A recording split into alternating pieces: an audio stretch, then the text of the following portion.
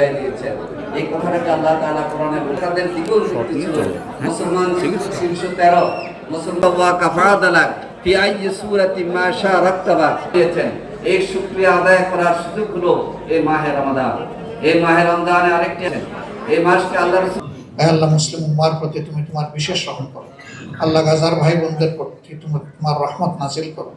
ইয়া আল্লাহ তাদেরকে ঘুরে দাঁড়াবার শক্তি তুমি এনায়েত করো।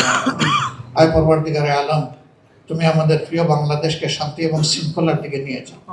আল্লাহ প্রত্যেকটি মানুষের জীবন যাতে নিরাপদ হয়, স্বাচ্ছন্দ্যে যাতে মানুষ এই দেশে বসবাস করতে পারে এমন একটা পরিবেশ তুমি দান করো মওলা।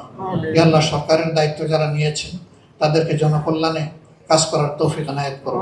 সকল প্রকার অপরাধ এবং অশান্তি থেকে তাদেরকে তুমি রক্ষা করো মওলা। আমরা যারা বিরোধী দলে আছি আল্লাহ আমাদেরকে সঙ্গত ন্যায্য আচরণ করার তৌফিক দান করো।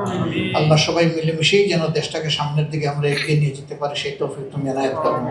আর তাদের অন্তরে প্রত্যেকটি মানুষের প্রতি তুমি ভালোবাসা পয়দা করে রাখো। আল্লাহ সেই ভালোবাসার দায়ের জায়গা থেকে যেন তারা মানুষের খেদমত করতে পারেন সেই তৌফিক তাদেরকে এনায়েত করো। সুবহান রাব্বিকা রাব্বিল ইজ্জাতি আম্মা ইয়াসিফুন ওয়া সালামুন আলাল মুরসালিন ওয়ালহামদুলিল্লাহি রাব্বিল আলামিন।